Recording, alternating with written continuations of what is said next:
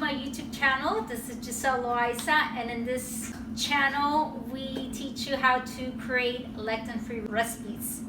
In this video, I'm going to show you how to make a simple and easy vegetarian Buddha bowl, completely gluten and lectin-free, and that is from the Plant Paradox Quick and Easy Cookbook from Dr. Gondry. I'll link the book in the description below. This Buddha bowl tastes delicious.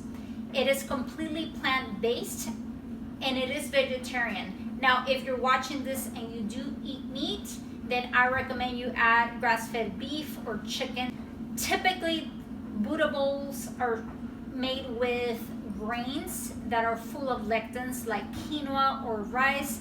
In this recipe, we're replacing those grains with a lectin-free grain called Sorghum Millet.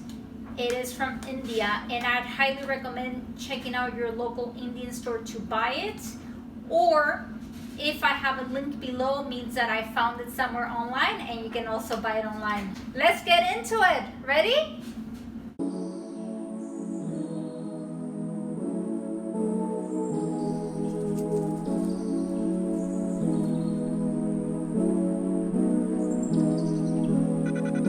For the sweet potato, I prefer to keep the skin on. If you don't like the skin, feel free to peel it.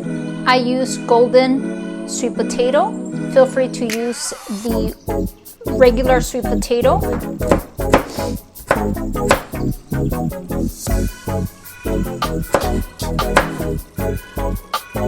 If you're not able to find fresh sage, then you can use dry, no problem.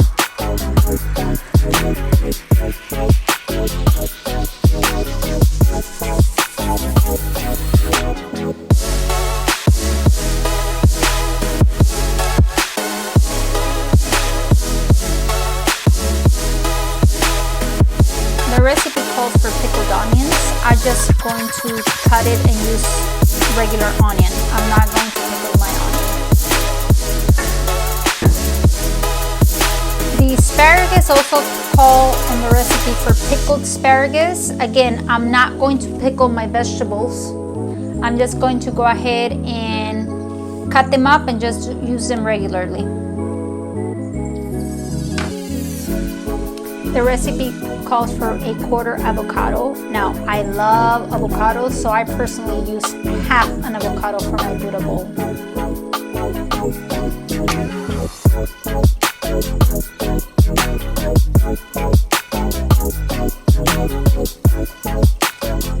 So the recipe calls for a quarter cup of minced herbs that we'll be adding to our Buddha bowl.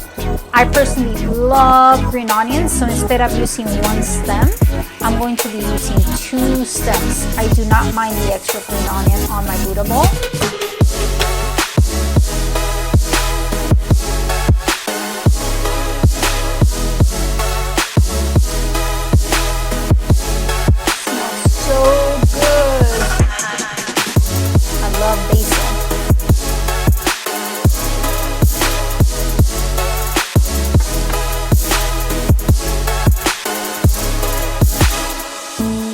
The recipe calls for juice of 1 lemon. You can use fresh lemon, or like me, I like to use the already juiced lemon that I can buy in a big bottle for all my lemon needs.